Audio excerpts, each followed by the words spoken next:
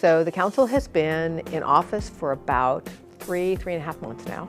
They've been in office long enough, we're starting to get our stride and get things under control and figure out what kind of legislation people want to push and how to go about pushing that, because some of our members have never actually done legislation before, so it's a learning process, but I think we're getting up to speed.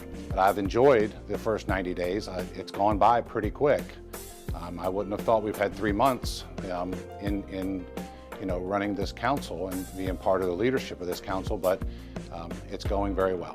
So far, we have passed a couple of changes as far as agricultural preservation program. We've accepted some applications for that. Introduced a couple of pieces of legislation. We have Councilmember McKay introduced a piece of DRRA legislation. We're looking at impact fees. We're looking at the APFO, changing possibly the mitigation fees.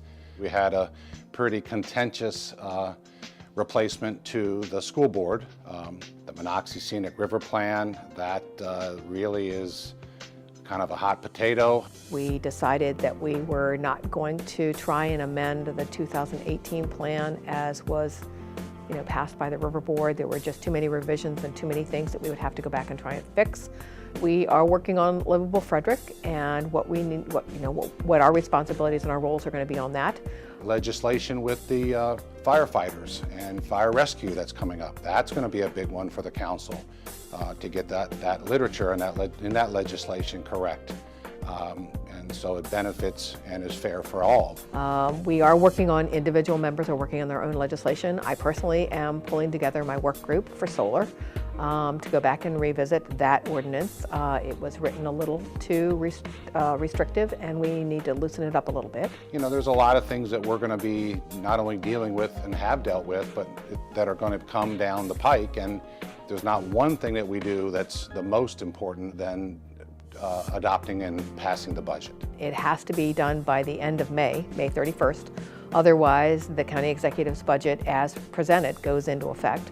We have never in 4 years in the past council let that go through unamended slightly. You're always getting asked to look at stuff and sit down and talk to people about not only what they want but their concerns. And it's not only a concern for them, but it's a concern that they feel should be shared by all of the citizens of Frederick County.